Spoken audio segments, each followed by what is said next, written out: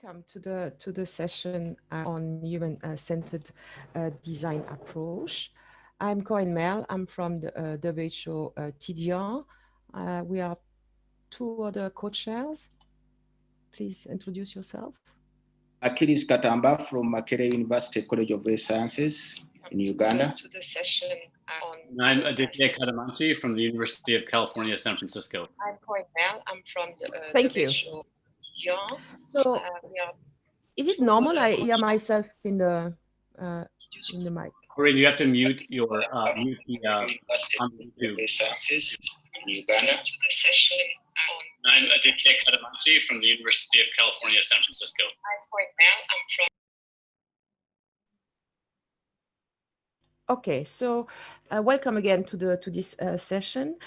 Patient-centered care is a key pillar of the WHO NTB strategy, and at policy level, things have moved forward. But in practice, how to implement a patient-centered care approach for TB care, that is not obvious. So the human-centered design is a novel approach that seeks to achieve this goal using new ways, innovative ways to help the implementation of this patient-centered approach. You will hear during this session experience from different colleagues, researchers, TB program officials, implementing partners. Achille, you want to introduce the two first speakers?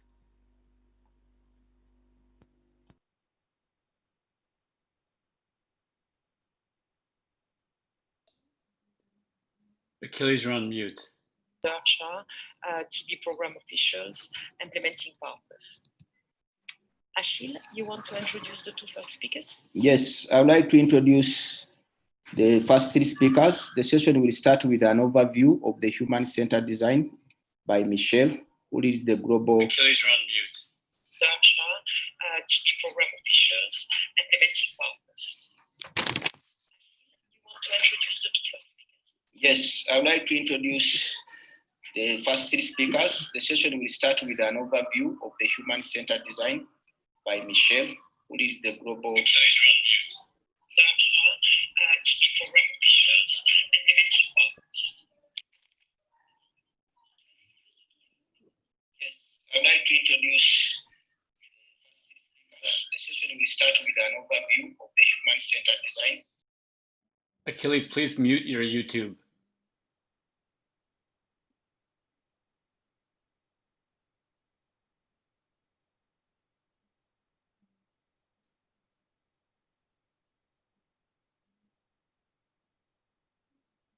Achilles, your Zoom is muted.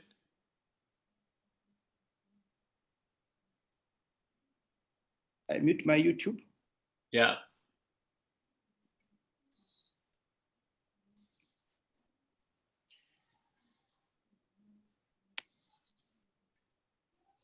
Achilles, your Zoom is muted. My Zoom is muted. Achilles, for time's sake, maybe just mute your Zoom. I'll do the introductions. Is that okay? Yeah. Okay. Go forward. All right. So sorry about the technical issues. I will introduce the speakers. So the first speaker is will give an overview of human-centered design, and this is Michelle Krieger, who leads the Global Health Practice Group for IDEO.org, which is a sister nonprofit organization of the global design company IDEO, which is known as a pioneer of human-centered design. The session will then highlight 4 examples of the use of human-centered design to improve TB services. First, Dr. Ablo Wachinu, a pulmonologist and TB specialist at the National Hospital for Tuberculosis and Pulmonary Diseases and the National TB Program in Cotonou, Benin, will describe the use of human-centered design to develop a social innovation project to support patients being treated for TB.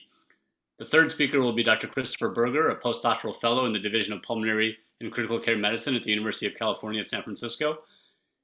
He will describe the use of human-centered design to adapt 99 dots, a digital adherence technology to support TB treatment completion in Uganda. The last 2 speakers are Joseph Edor, who is the TB technical lead for the Breakthrough Action Nigeria, a USAID flagship social and behavioral change program, led by Johns Hopkins University Center for Communications, and Dr. Luke Davis, an associate professor of epidemiology and medicine at the Yale School of Public Health. Dr. Ador will describe the integration of human-centered design with other behavior change methods to develop and implement an intervention to reduce delays in TB diagnosis and increase TB case detection in Nigeria. And Dr. Davis will describe a project applying human-centered design to adapt household contact investigation to improve its yield by prioritizing the needs of and experiences of index TB patients and their close contacts in Kampala. The session will end with a question and answer session. So with that brief introduction, we'll begin now with the presentation by Dr. Krieger.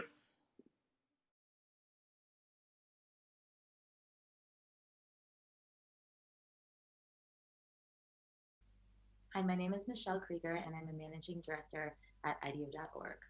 I certify that I have no conflict of interest to report. So I'm going to share a few perspectives today on innovation and human-centered design as they apply to global health and the tuberculosis landscape. First, I thought I would begin by just sharing a little bit about what human-centered design is as a way to help frame the panel discussion today and establish a common language for all of us as we go on this journey together. So human-centered design is a creative approach to problem solving that looks more or less like this. It starts with loosely 3 phases. The first is inspiration, which is around understanding user needs and getting inspired about what could be. The second is ideation, where we explore a range of potential ideas through rapid cycle iterative testing. And the third is implementation, where we bring these ideas to life in a cohesive manner. You can see the sort of squiggly line on the screen here is representative of the divergence and convergence that happens when we're exploring a range of ideas in service of getting to solutions that meet users' needs. So that's what it looks like, but the human-centered design process, it can feel more or less like this. Lots of squiggles, lots of squiggly lines. I think we've learned as designers working in the global health space, it's very helpful to prepare our clients and our partners for this experience, and that it can be somewhat uncomfortable to embrace the ambiguity of not knowing what the answer is going into some work, and to really sitting in those squiggles, which might represent an emotional journey or even a journey around getting to a potential solution. So human-centered design, it's an iterative, it's a non-linear process. It's sort of like composing music. Before you can play jazz, you need to learn the notes. So let's go into the 3 phases in a bit more detail. First is inspiration. So the inspiration phase is all around uncovering clues about what to design based on people's needs and values, and then looking for patterns in what we are learning. So during the inspiration phase, we explore widely, looking below the surface to spot latent needs and inspire new types of solutions. So we're paying attention to not just what people are saying, but what they're thinking, they're feeling, and what they may be doing. We conduct user interviews and co-creation sessions, so deep qualitative research here, conducting expert interviews with a range of folks who might inspire and engage us in new ways. We conduct immersions and observations, and I think notably here we're looking not just at the healthcare experience or the ways in which an individual might interact with the healthcare system, but also seeking to get inspired and immersed in an individual's life in their home, in the places where they may spend time, such as the market or at their workplace. And finally, we conduct analogous inspiration. This is an image here on the screen from a project that a team of ours was working on to improve the systems and flows in the emergency room, and specifically in surgery. And one of the things the team did was they looked out into the world for inspiration completely outside of this field. And on the left here, you see NASCAR maintenance folks who they're able to change a tire in just a couple of seconds. And the planning and the sort of processes and flows that enable that are very, very well thought through. And so the team was really sort of looking at this as potentially inspiration for how we may be able to design many, many folks working together in concert in a setting such as surgery. So once we shift out of implementation, we shift into ideation. So again, this is around imagining and testing a range of potential solutions to gain rapid feedback on what works and really to improve our odds of success. So to begin, we turn the challenges that we've observed during the first phase into questions so that they may become opportunities for design. So one of the challenges that we saw in working around improving the yield of contact tracing for tuberculosis patients in Uganda, which is work I'll speak about in a moment, we saw that it was really challenging to gather all of an index patient's contacts together under one roof for a home visit from a health worker or a CHW, which was the protocol in Uganda to do that as a follow-up when someone was diagnosed. And so the opportunity statement, or what we might call a how might we question, that could come out of this could be something around how might we make a home visit so desirable that you really don't want to miss it. Once we have opportunity statements, then what we do is we brainstorm potential solutions, keeping in mind that what we learned from the previous phases around people's values, their routines, and their aspirations within the health system and how they engage, but also outside of it. And we quickly turn our ideas into what we call prototypes, essentially making concepts tangible so that we can learn what works. So you can really prototype anything: products, digital tools, services, by standing something up for a day, seeing how it goes. Even spaces, so sort of environments that people may engage in. You can do that really rapidly and in a low resolution manner, as you can see on the screen here with the duct tape and the paper here as a privacy booth. Once we shift out of ideation, we shift into the third phase, which is implementation. So after we've iterated, gone through a few rapid cycle prototypes, we use what we've learned to design a cohesive product, service, or program.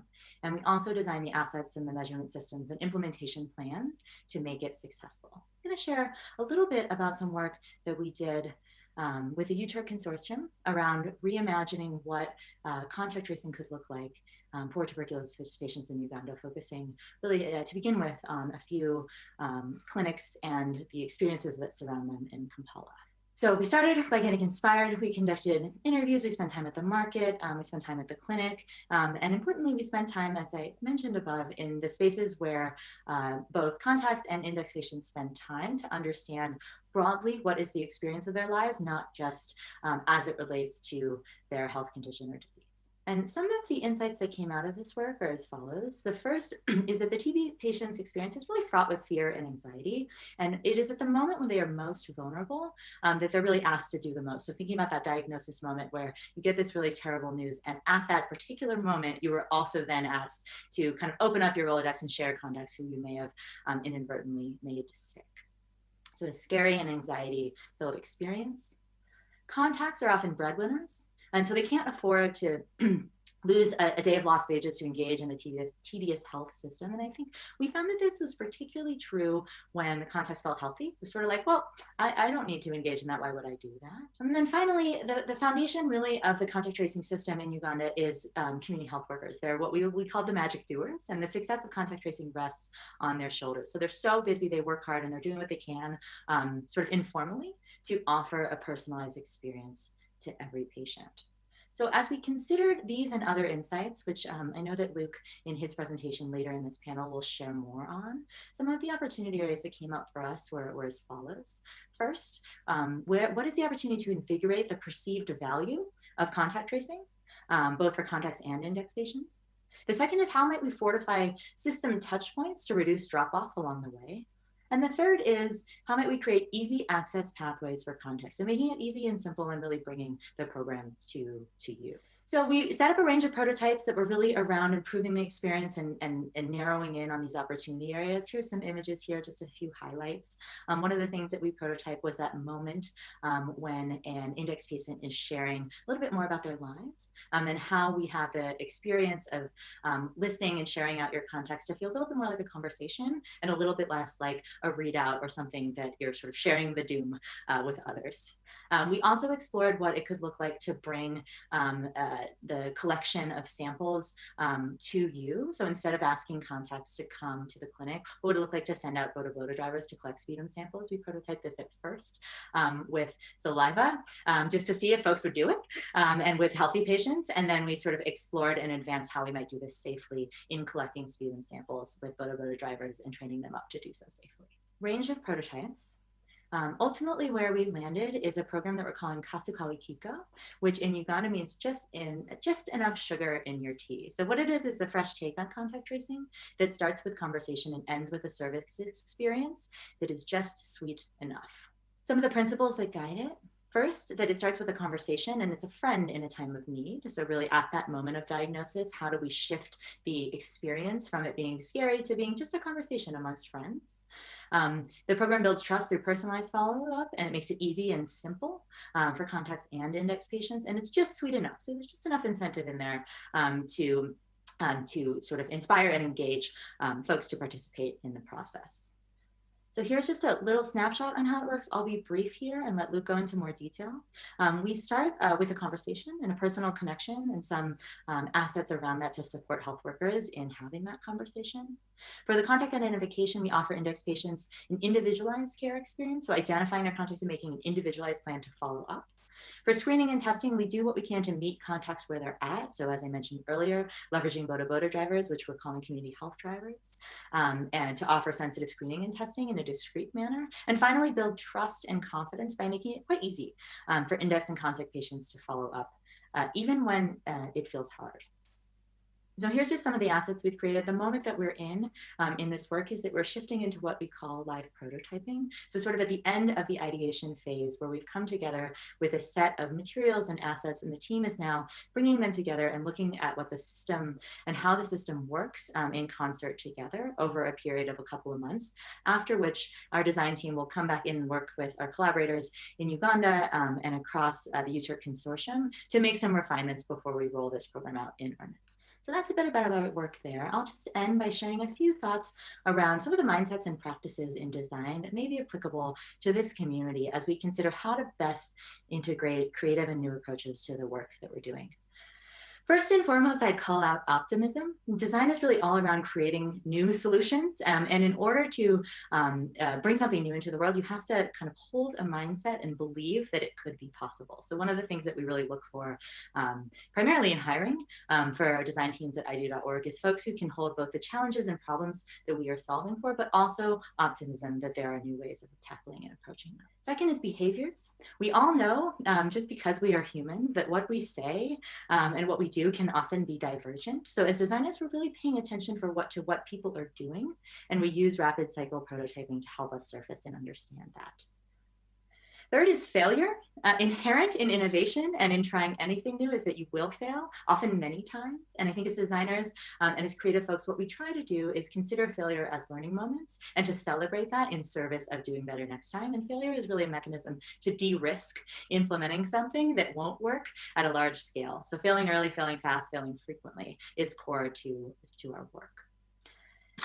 And finally, tinkering. So this is an image here of myself and a colleague when we were in Uganda and we were exploring what the community health driver program could look like. And one of the things that we practice as designers is using different parts of our brain to open up the possibilities of what could be. So here we went to the supermarket and bought a bunch of materials to explore what could a backpack look like for a community health driver. And while we didn't end up integrating a backpack sort of into the materials that are being used in this program, this process helped open up new potential ideas of how we might improve the experience for drivers, for index patients, for context patients, and for the health workers that sit around them.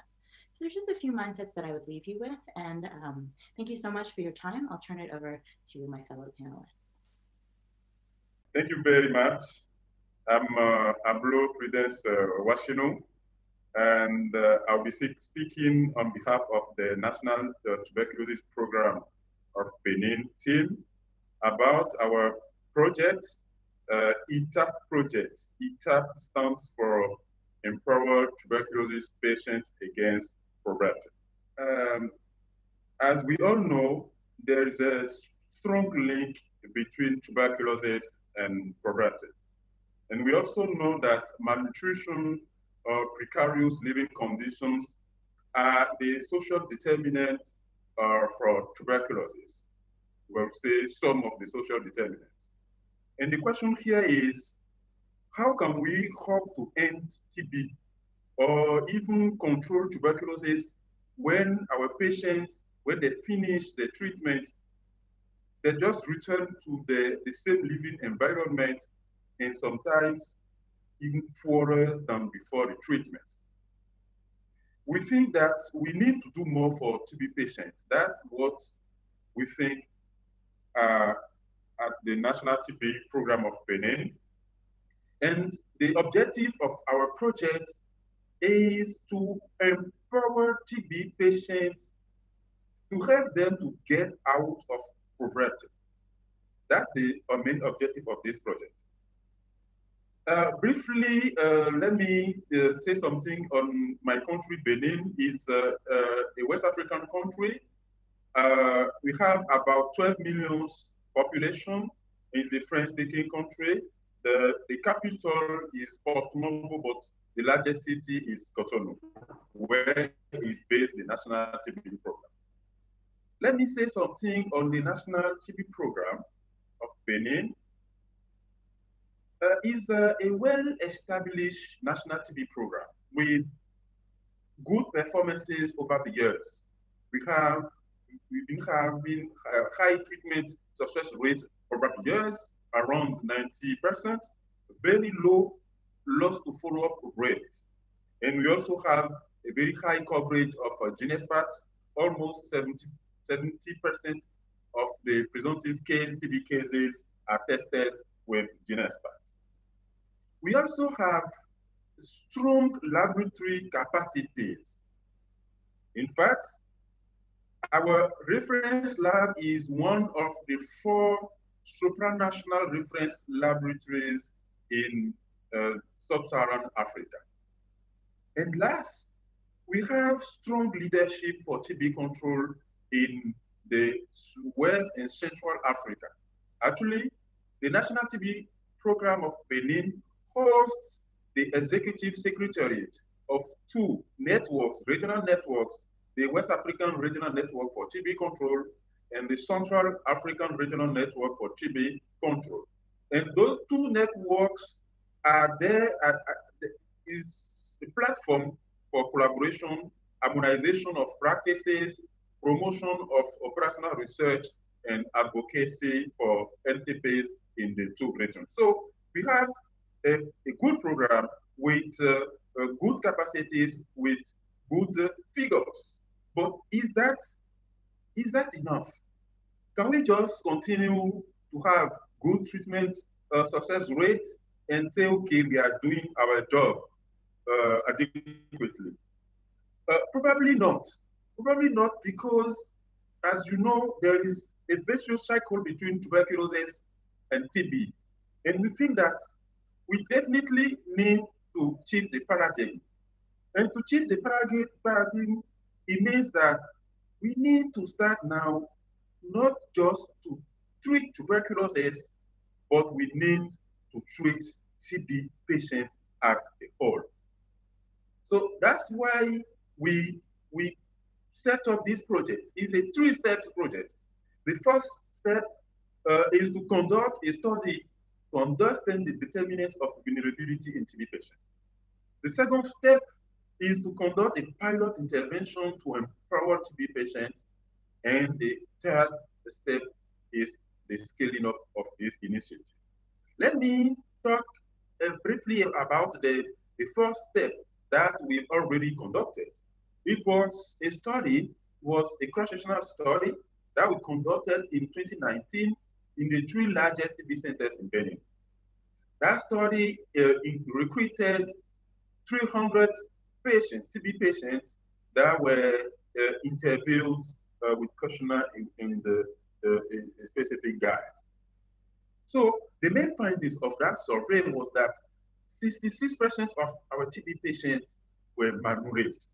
67% of them have low socioeconomic status, and they live with less than $2 a day. We have a high prevalence of depression symptoms, around 20%, and more than half of our patients have lost their incomes generating activities. And moreover, we listen to the patients, and here are some of the verbatives. And let me just share with you some talk or some sentences that we got from our patients. The first one is, one patient said, people think that once you have TB is death. Another patient said, I don't walk anymore. I don't touch anything. It's because of the illness that I cannot walk anymore. Another patient said, he hurt me. I cried all that day because I didn't know that something like that could happen to me. Another patient came with, he gave me a little trouble. My husband had also abandoned me, and I saw that I have no one left. Let me share the last one with you. I was really desperate. My boss had refused to take me in after the diagnosis, and I figured that I became a nuisance to the society. So when you listen to those verbatives, you cannot feel comfortable. You cannot just continue to give the patient the drugs and think that you've done your job. That's why we try to organize, just after that survey, we organize a workshop to bring together many stakeholders to discuss about the findings of that survey. We gather almost 50 participants coming from various ministries: education, economy, family, microfinance, agriculture, sports, and some academics as well, and NGOs. And also, we brought the TB, the patient association, either TB or HIV, and we discussed to present to them the main findings for this survey and see the way to move forward. So, and we did that with the support of from TDR, WHO TDR, and the Social Innovation in Health Initiative. So let me go now to the step 2 of our project. The step 2, as I mentioned before, is a pilot intervention. And that pilot intervention is going to be in 3 axes. We think that to be able to set a comprehensive care to TB patients, we need to do nutritional support and education to the patient. The second axis will be to do psychological support and personal development to try to boost our patients emotionally. And the third axis is the socio-professional reintegration. We want to try to train our patients, maybe do some agriculture, do some handicraft, do some entrepreneurship or any other specific training that we can help them, okay, to do and to be able to get out from poverty. So what's next about this pilot intervention? We have done a lot about it, and we plan to do a workshop for strategic planning about that pilot intervention and to take some key decisions to go forward. And the workshop is scheduled for late September. We go in a few days, going to have that meeting for strategic planning. And we hope that by October 20th of this year, we'll be able to start to launch the program with the first batch of our patients. So this is what we intend to do. And of course, the step 3 will be the scaling up of the initiative that will be based on the lessons that we're going to learn from the step 2, the pilot intervention. In conclusion, I would say that there is an urgent need to do more for TB patients. Let's treat TB patients as a whole. Let's have this patient-centered approach and not just treat the TB disease. And the National TB Program of Benin intends to act as a catalyst to bring on board all the stakeholders that are involved in poverty reduction. So that's what we intend to do, because we believe that TB should not be anymore a fertility, but an opportunity to get out of poverty. That's what we want to achieve, and we strongly, strongly believe that yes, we can do it together. Thank you for your attention. We'll be happy to have your comments and to have any questions on this presentation. Thank you very much. Hello, everyone. Thank you for the opportunity to speak with you today. I'm really excited to be here. I have no conflicts of interest to report. My name is Christopher Berger. I'm a postdoctoral fellow and physician at the University of California, San Francisco. And I'm going to talk to you today about our use of human-centered design to adapt a digital adherence technology to be more specific to our active TB population in Uganda. So as I think a lot of people in this room know, digital adherence technologies are being scaled up widely around the world as an alternative to DOT, which as we know is inherently a bit of an unfriendly way for patients to take medications. However, there's not a lot of data around at least the effectiveness of digital adherence technologies. We have one large RCT demonstrating improvement in TB completion. However, the uptake and engagement by both providers and patients was certainly lacking. And so as an implementation science group, I think we saw this as an opportunity to really critically evaluate the barriers to implementation and think about ways that we could improve the uptake by both providers, patients, and hopefully ultimately improve both TB medication adherence and ultimately treatment success. And so just to back up a little bit, we specifically were using 99 dots as our digital adherence technology, which people may be familiar with. But for those who aren't, it's a simple phone technology developed by Everwell in India. And it uses the same medication blister packs that are used around the world for TB, but inserts them into a custom envelope. That envelope has flaps over each medication, and when patients push out the medication, that flap reveals a hidden toll-free number. Patients are then instructed to take that and take their medication and then call the toll-free number to indicate that they've dosed that day. That is automatically recorded on a server, which can be accessed by anyone with a password, including local providers, both on a smartphone as well as a web interface. And so this is the technology that we chose to use human-centered design to redesign. And so our process and our reason for thinking about using human-centered design as an implementation science group was that this methodology, which really grew out of the tech industry and the computer science industry, is inherently rooted in trying to adjust interventions to end users. And so it helps identify barriers, and then really the magic happens in that third bullet point, which is the iterative cyclical process of design that happens multiple times in an attempt to fit the intervention more specifically to the needs and requirements of the population that you're targeting. And so ultimately it produces a product that hopefully is more and better designed and also results in several insights and design opportunities, which can be more broadly applicable, not just to the population that it's studied within. So our process is similar to what you already heard, goes through the sort of traditional steps of HCD: preparation, inspiration, ideation, and implementation. So in our particular project, we started out with mapping our ecosystem, speaking with several TB experts in Uganda to get a sense of the lay of the land.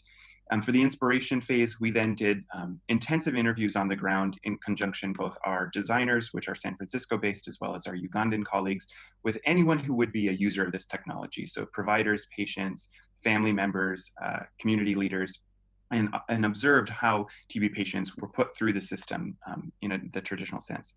We then returned to the lab and did the synthesis portion of HCD through brainstorming in an attempt to develop prototypes of the new redesigned 99 dots technology. Those were then trialed with 5 focus groups, again with the same users. And ultimately we decided on the first iteration, which was then tested in the field for several months, before we went back, did another round of interviews with patients and providers in order to create our second iteration, which is the current and final iteration that we're using in the field. And so the insights that we developed from our inspiration phase, I think some of them are somewhat logical to a lot of TB providers, but others I think are more nuanced. So as many people know, stigma is very real in TB. And so really ensuring discretion around any developed technology is really important. Packaging is something patients are using, those blister packs, to remind themselves to take their medications, even though it really wasn't designed to do such. Patients think about their return to health as when they feel strong and being able to go back to work, but we really see it more as when they finish their medication. So that disconnect is important.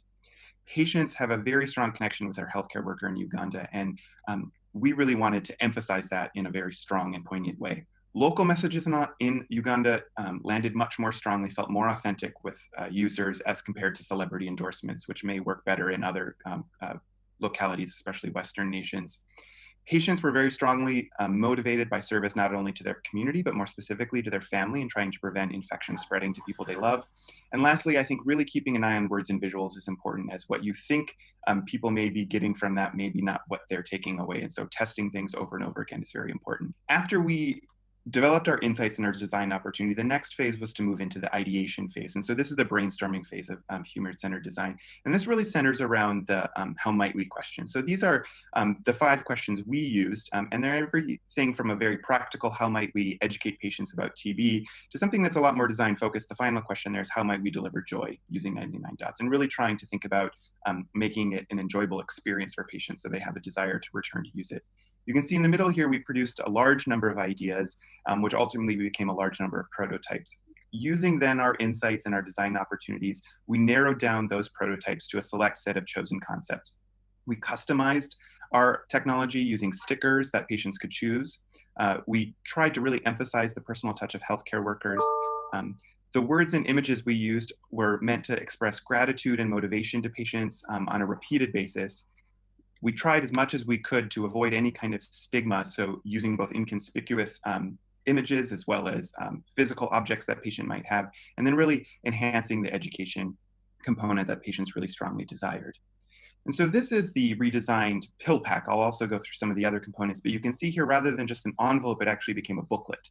And so the front and the back of the booklet are inconspicuous. They don't mention TB or any kind of health matter for that matter. The front cover was a range of images that were Ugandan specific. This is the Ugandan crested crane.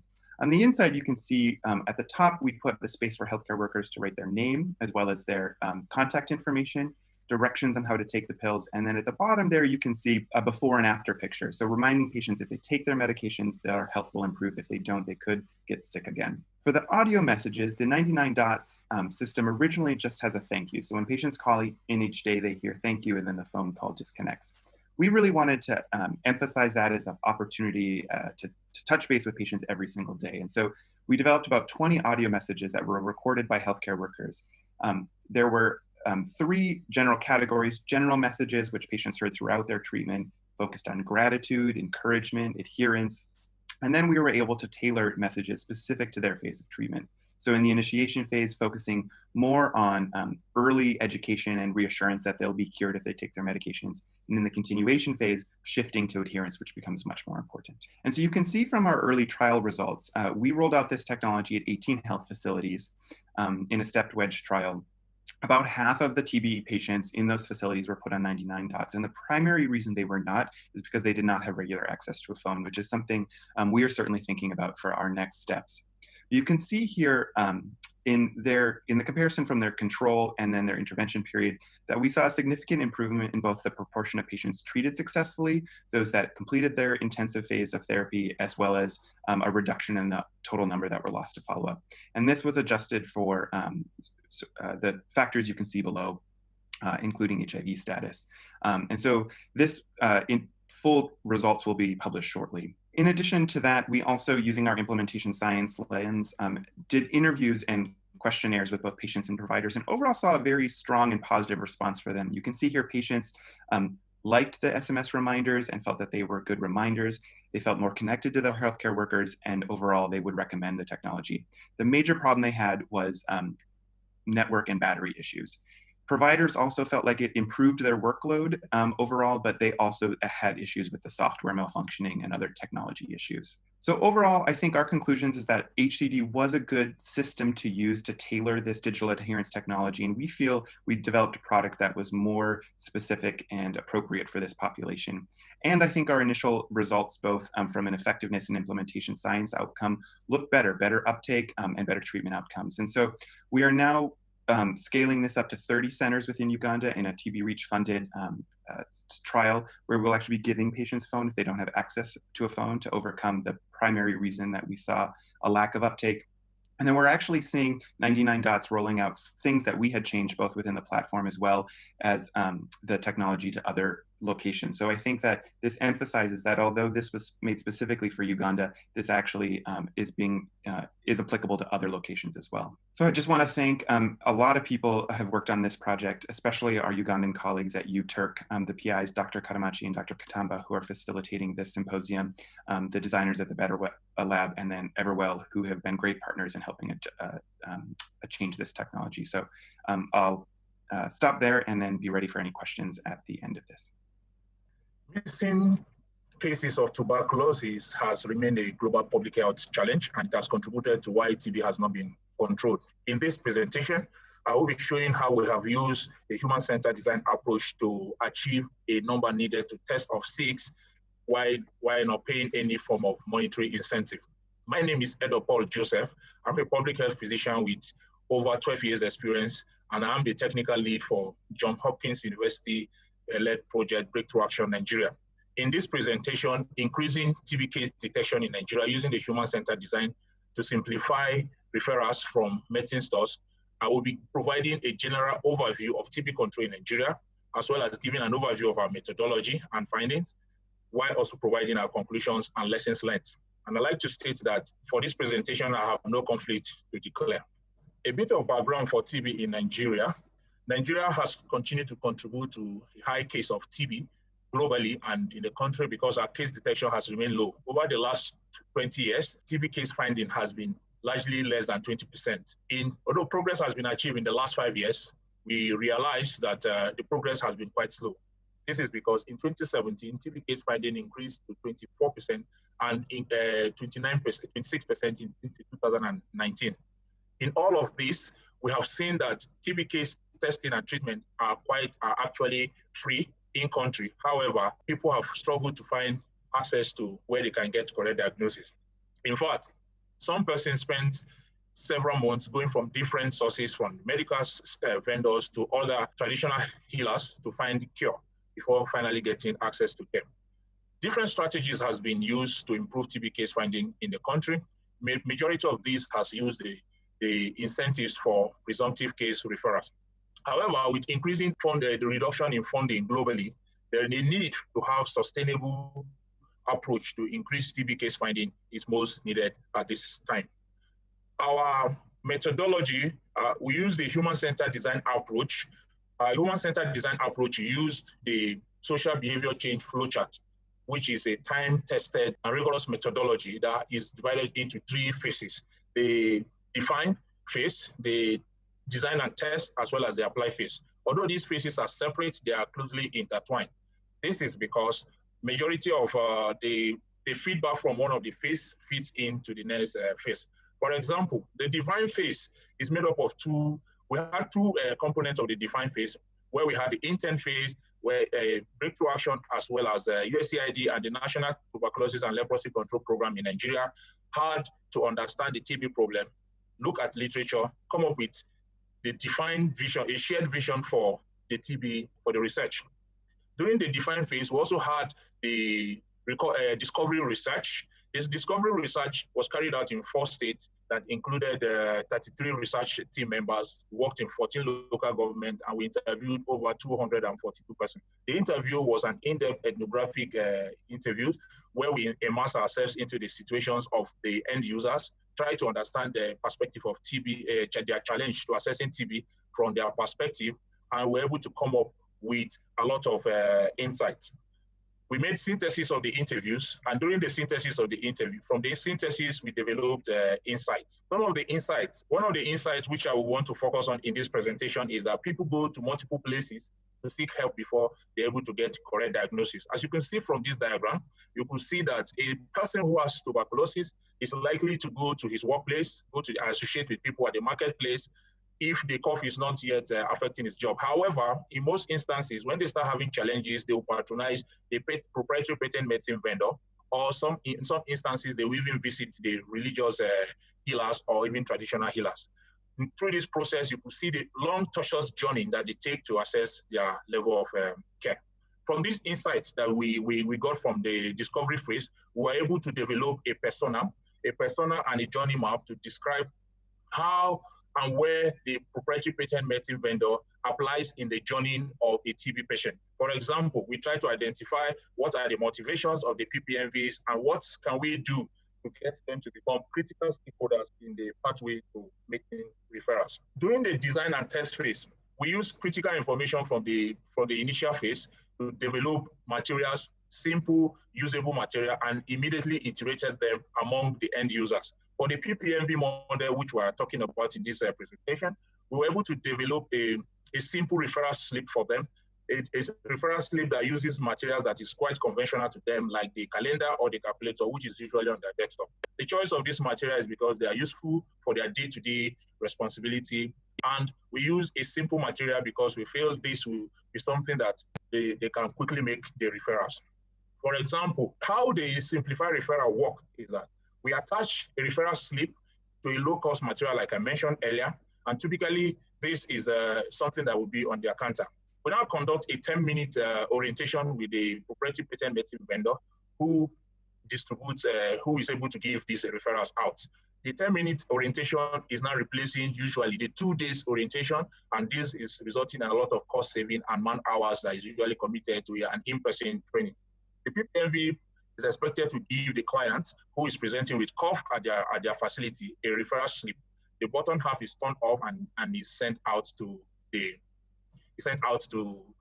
facility where they will assess care.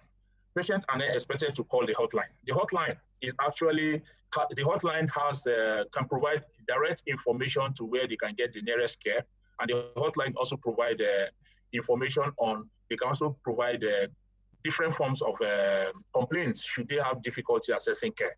So we have a serial number that is on that referral slip, which is helping us to be able to track it, to ensure that while upholding the MIE plans, we are reducing documentation and making sure that the referral process is easier.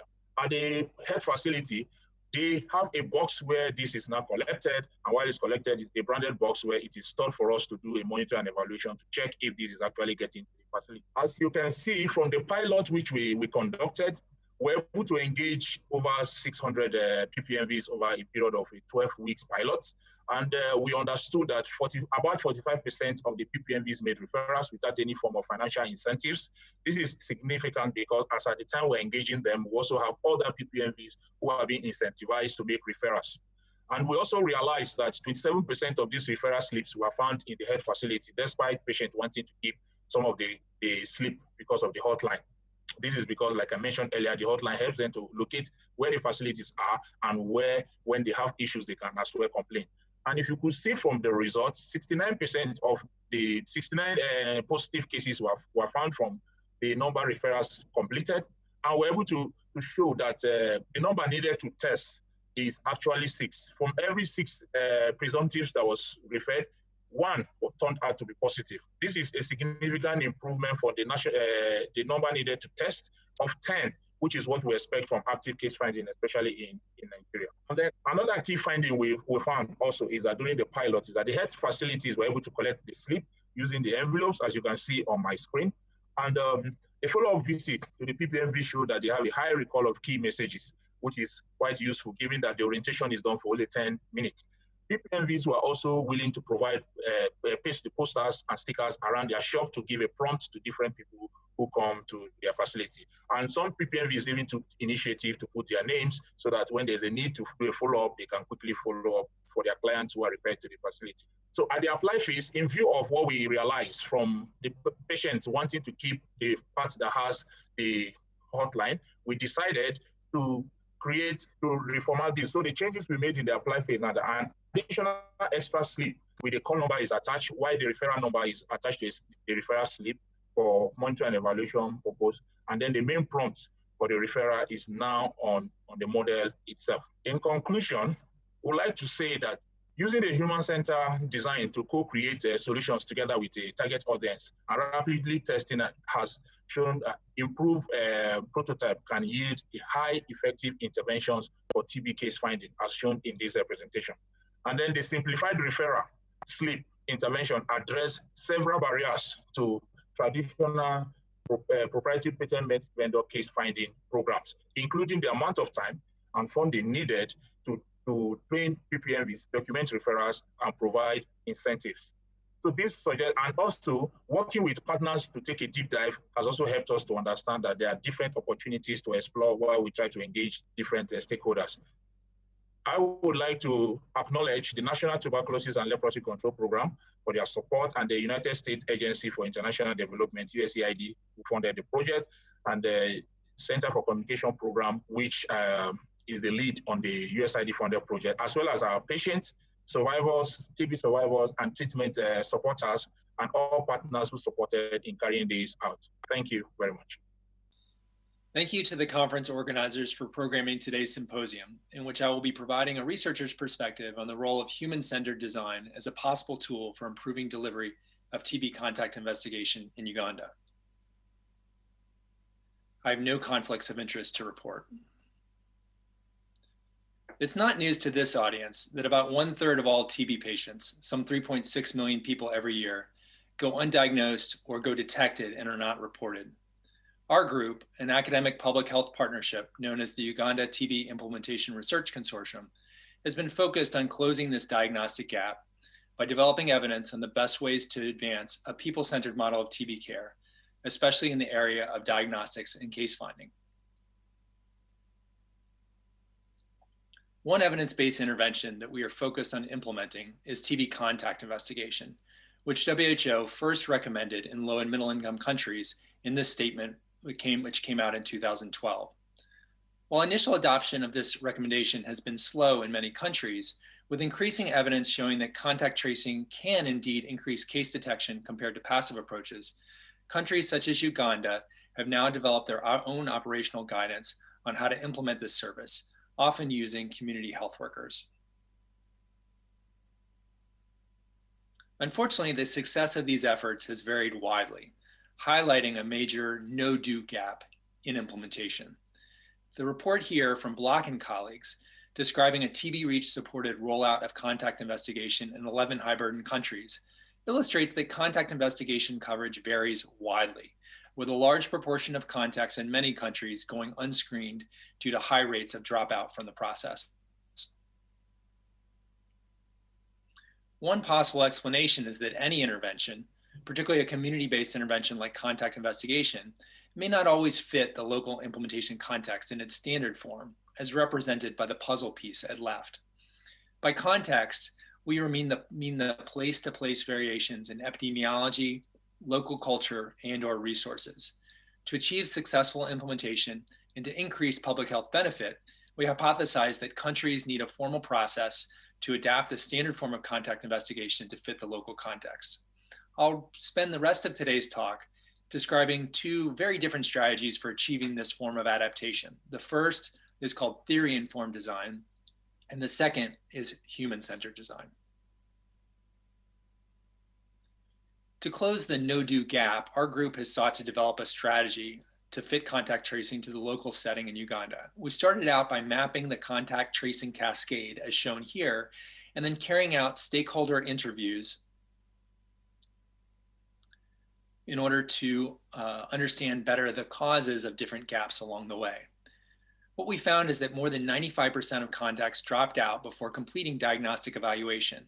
And we learned that some of the major barriers included stigma and a lack of TB knowledge, long travel times and high costs, and dissatisfaction with the quality of care provided by clinic staff after arrival.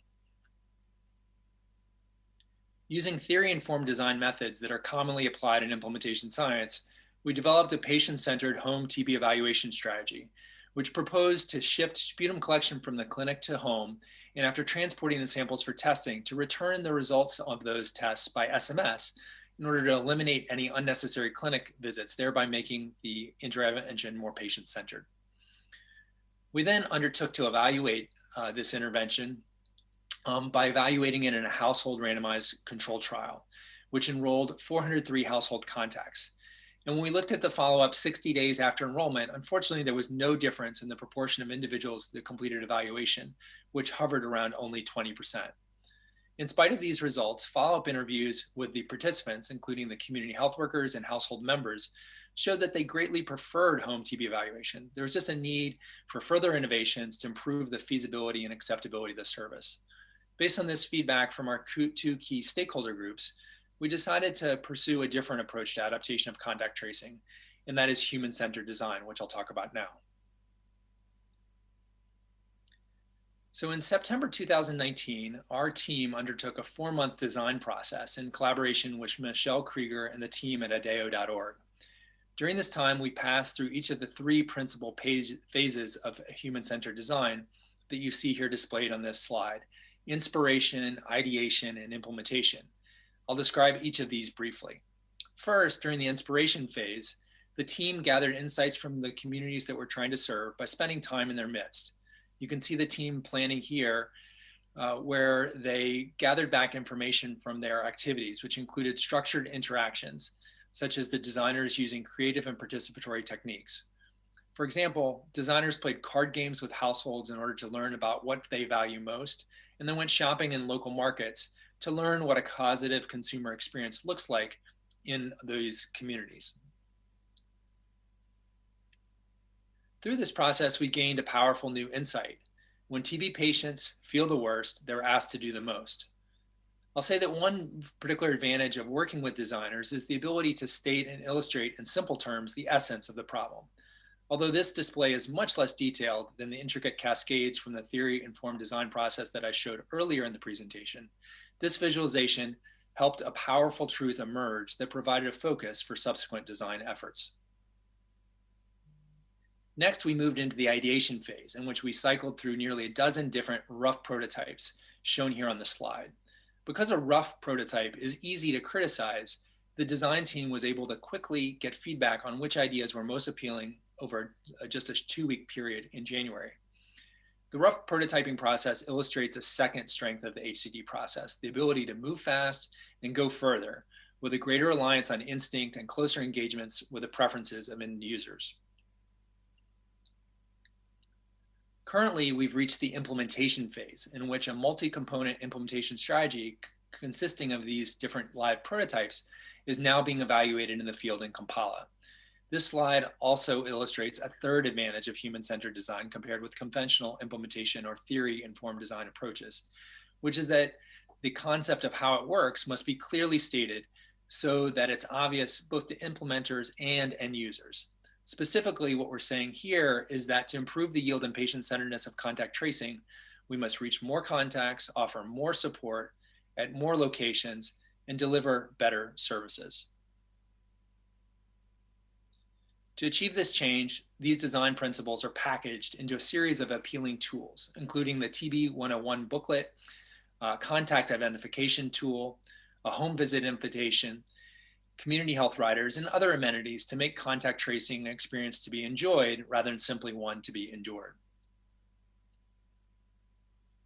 Our next step will be to evaluate this intervention or complex intervention strategy, which we call Kasukale Kiko, in a stepped wedge cluster randomized controlled trial with nested mixed methods. This will allow us to measure our primary outcomes across the implementation sites, which include completion of contact evaluation and assessment of the patient-centeredness of the intervention through comparative measures of social support and satisfaction. In conclusion, theory-informed design approaches and human-centered design use very different ways of achieving similar objectives. Theory-informed design is at its base intellectual. It can be very explicit, hypothesis-based, highly prescribed, experimental, and impact-focused. In contrast, human-centered design relies more on emotion and can be implicit. It tends to be intuition-based, creative, experiential, and user-centered.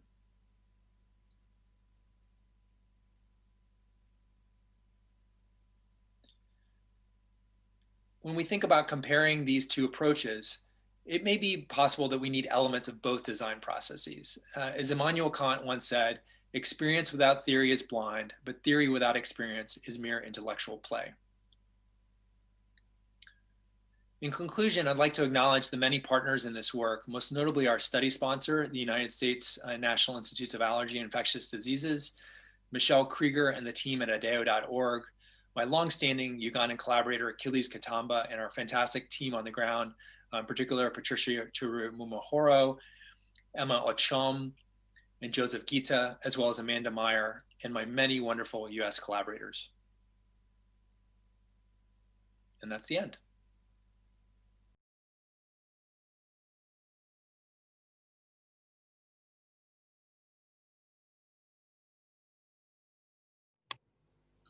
Thank you. Thank you for all this very interesting presentation and very inspiring. And I see that there was a lot of questions, so we will not be able to answer all questions, but I will take a few of them that summarize the others. So the first one is a general question for you, Michelle, asking about the human-centered design process. How long does it take? And is it faster than the more traditional intervention design technique, such as intervention and focus group discussion? And another question was about, is it necessary to do this type of design strategy approach in all circumstances? So if you could tell us more and answer to these two questions. Thank you. Sure. Thanks so much, Corinne, for the question. A few thoughts on the length of the design process. I would say it's quite dependent on the complexity of the problem that we're looking to solve. For example, if we set out to design just a pill pack or just a component of a system, then I think the design process can run quite rapidly, a month, maybe 2 months.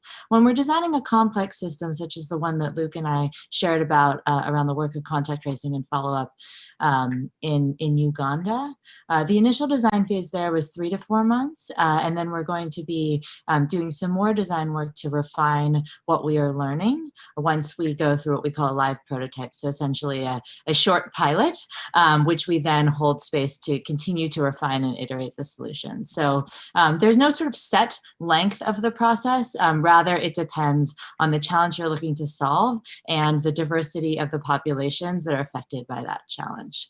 To reflect on how it may compare or contrast with other implementation science methodologies, one thing I would say is that the design process really spends a lot of time in what we call synthesis. So once focus groups and interviews have happened, a lot of the work is around really taking the time to make sense and unpack what we're hearing and to pull out the human needs and experiences that are surfacing from the focus group. So I'd say there's probably on balance more time spent there. And then finally, as you've heard from all of us today, there is a heavy emphasis on prototyping and rapid cycle prototyping.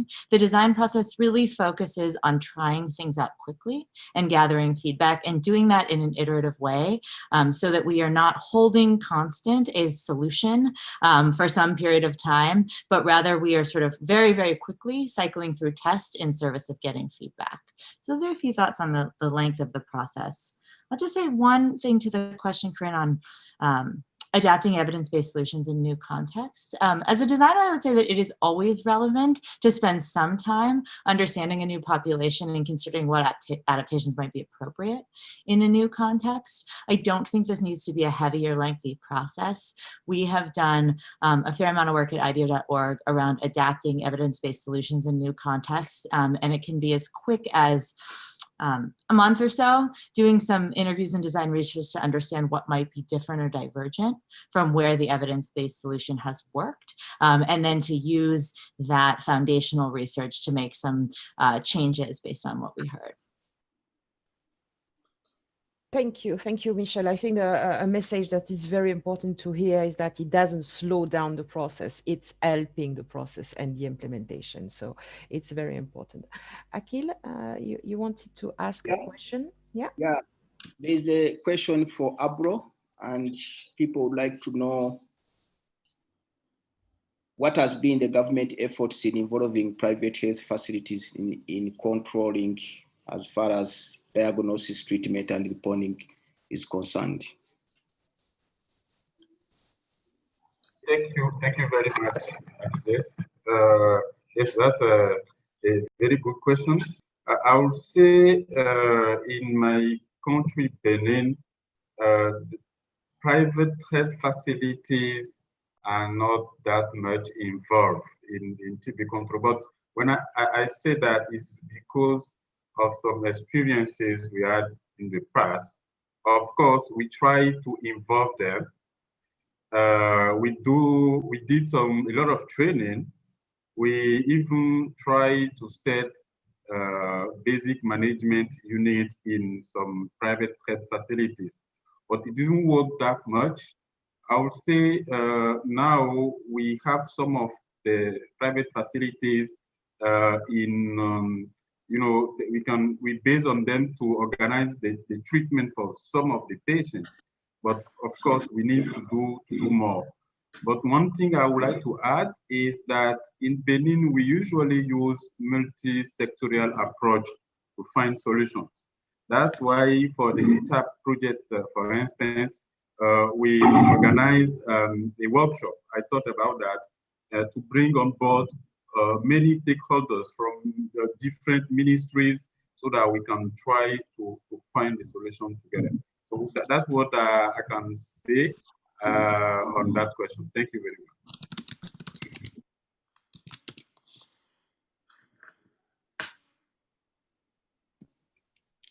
Yes, Aditya, maybe next. Great. Next, we have a question for Dr. Berger around 99 dots. Does your work in Uganda indicate a need for 99 dots type systems for all patients, or instead a more targeted approach? Thank you. That's a good question. I think From what we've seen, providers especially are very eager to see this roll out in more nationwide context, because it makes it easier for them to transfer patients between facilities when it's within the 99 dot system. So we've now upscaled to 30 sites, and we're hoping, if that continues to go well, we're always in conversation with Ugandan officials to see if this is something that they would support to take more nationally. But I think the challenge currently is that for providers is that 99 dots create some duplication of work in terms of recording in TB registers and then additionally within the 99 dots platform. So I think any change that would be more global would need to take that into account and sort of merge those two systems so that you're not asking clinical staff on the ground to be doing things twice in two different formats. And so I think that scale up would definitely have to consider those possibilities. Right now, it's much more about showing the feasibility of the project.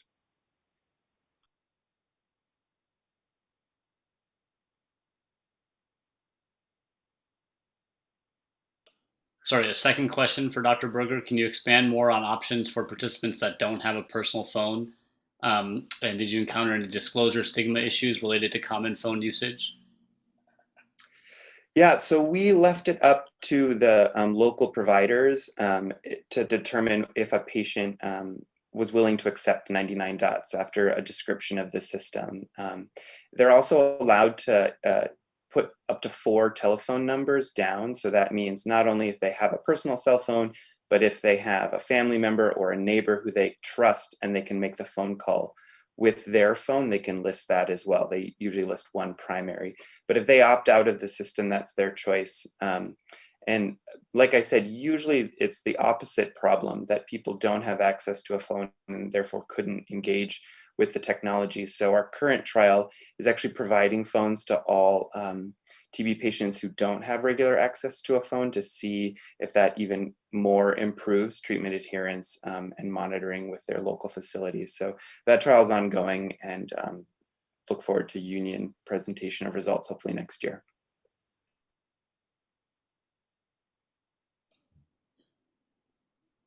Great. Achilles, do you want to ask the next question to Joseph? Yes, Joseph.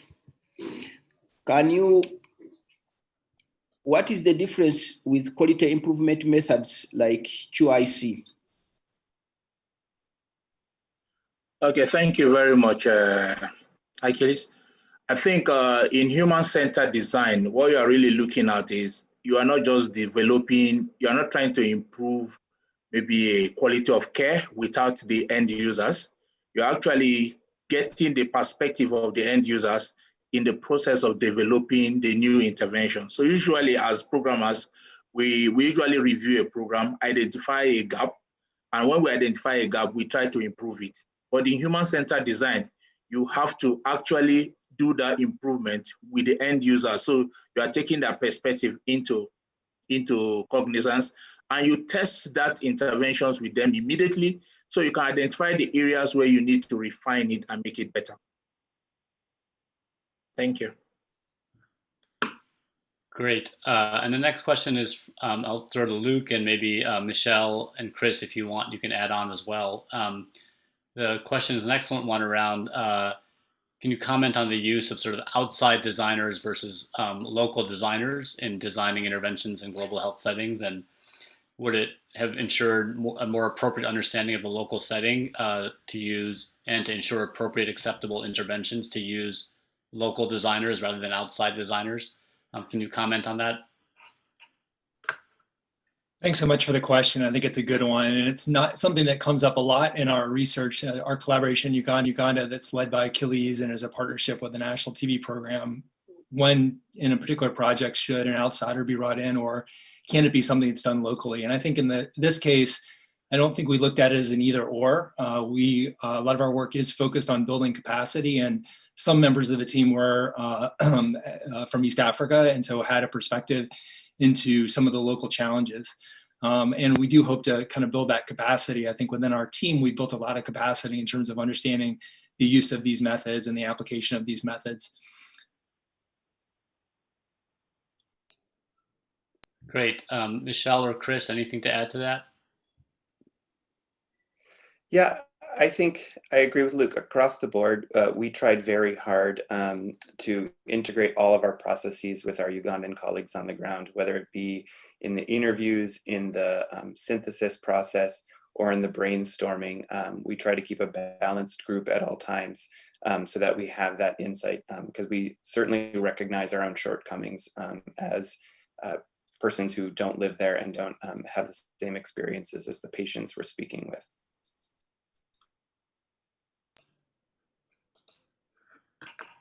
Yeah, just to share from the Ugandan work, similarly, our team really worked very closely with the team on the ground during all of the phases of field work, as well as when we were doing synthesis. We are increasingly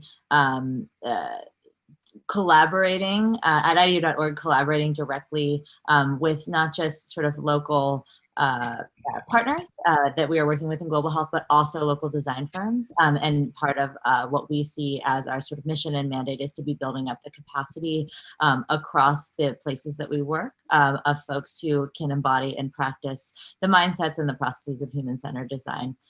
So we are seeing that as a huge need and really investing deeply in it over the coming years. Maybe there's one more question, probably generic also to Michelle, Luke, and maybe Christopher. Do you think HCD processes need to be undertaken each time you try an intervention in a new setting? Under what circumstances do you think that could begin implementation of an intervention proven effective in other settings without adapting with human-centered design?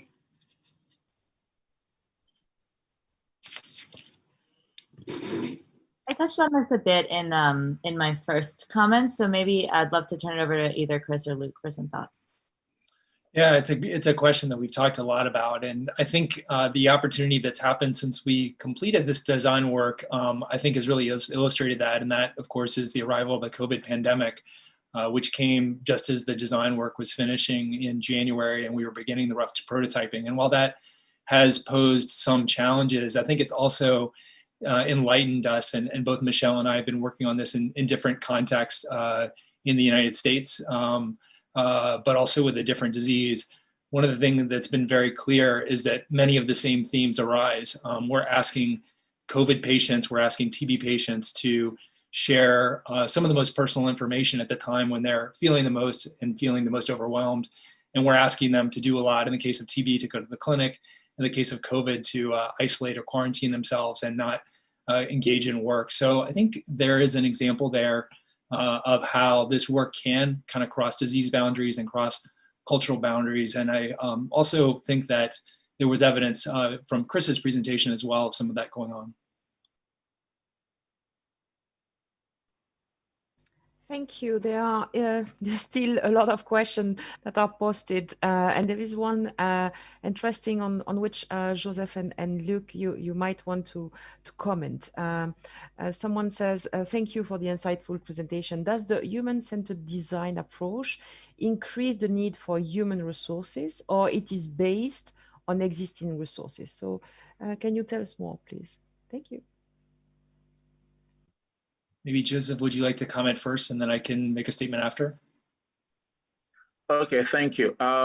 Human-centered design, we usually make use of the resources which are already on ground, because except you are looking for maybe experts in HCD to lead the process, but usually capacities can be built, because from our experience when we're doing human-centered design, we build capacities of program people who are already working in those systems on how to engage in doing intensive interviews. And we found out that using those local resources, we're able to gain insight into the problem, especially that some of them have ideas of what they thought were the problems, but we were able to use the local resources to be able to get further insight into the problem. So it will depend on the level of expertise that is required to carry that out. But I think that you could use both the local resource and the human resource are actually required, because it's human interactions you'll be engaging to get additional information.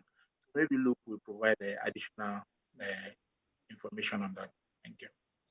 Right. So we'll be evaluating whether the design process that we've come up with, or I should say the product that we produce, will be sustainable as we evaluate it at scale in a step wedge cluster randomized trial. But I can speak to some of our prior experiences in terms of doing costing for implementation strategy development. And I think what we have seen is that it is quite costly at startup to redesign processes. That requires a lot of thought, a lot of engagement to serve our end users. And my colleague, our good colleague in Uganda, Moses Jaloba, has a saying, in TB, we always want to get things for cheap. And I think if you look at the HIV world, you can see that these types of approaches where we engage our stakeholders, we bring in creative and design approaches, yield huge benefits. They have big startup costs, but what we need to be thinking about is how can we take these to scale and put them in packages that can be put at scale. And the interventions that we've come up with are not costly. It's just the process of developing them and building that capacity. And I would look for, in the future, to try to find the capacity for national TB programs to include designers within them to think about, for all services, how can we make those services more appropriate for end users. Great, thanks. There's another question about sustainability that I wanted to throw maybe to each of the speakers. So this is really, I mean, so you've kind of talked, Luke, about sort of, measuring sustainability as part of your project, but how do you actually achieve scale? How do you think about transferring the intervention to the program or to whoever's actually going to be implementing it around outside of your project context? So maybe starting with Ablo, can you comment a little bit about sort of how you think about, this not as a research project or a specific kind of donor-funded project, but how it's going to be integrated within the program? Okay, thank you very much. Actually, this project, from the beginning, we decided to implement based on local staff, program staff, and we are too fortunate that within the program you have some academics. So actually, we have a bridge between research and implementation on the field. So all that we've been doing on the project, we are using the program resources, human resources, and we start, as I said, we started from a pilot phase, and of course we envision that if we want to make this sustainable, we definitely need to rely on our local resources and then to be able to move forward. That's what I can say for now. Thank you. Great. And then maybe I can ask the same question to Chris. So how do you think about that in the context of your 99 Dots project in terms of sustainability, not just, as an intervention, but actually sort of as a programmatic activity? Yeah, I think it's a very good question. And I think as implementation scientists, I think we understand or try very hard to include stakeholders from the very beginning of our projects. And so from the time of the inception of this idea, we worked closely with NTP, the National TB and Leprosy Program in Uganda, to both design the project and then update them throughout the process, not only for the first randomized control trial or step wedge trial, but now through the second wave. And so now as we are approaching the end of our second trial, we've worked with them to integrate this into a global fund application to think about expanding it more nationally. So I think that making sure that you have that buy-in at all levels from the beginning really helps you at the end so that you can achieve scale up in a way that is both sustainable and useful to the country as a whole. I could just chime in, Aditya. I mean, I think that even goes beyond implementation. It goes to dissemination. And I think if you look at sort of TB diagnostics and case finding, which our work falls in within broadly, we have so many interventions that have been approved by WHO, but then countries are overwhelmed in trying to develop the implementation strategies, materials. And we think that for our work, and one of the key deliverables that Michelle and I have talked about is developing a package at the end of this process that could be taken over by the National TB Program and would take into account their capacity. And there are many nice presentations at this conference of other groups in Uganda that are doing contact investigation work. We just would like to try to help that implementation be more effective, have fewer gaps, and be easier for the program. Very good. Thank you very much. Look, you have done a nice summary of all that.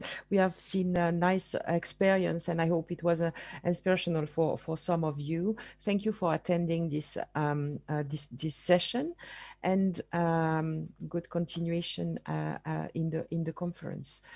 All speakers are available. You have their email contact if you need more information. We cannot answer all questions, but thank you very much for your participation. Thank you.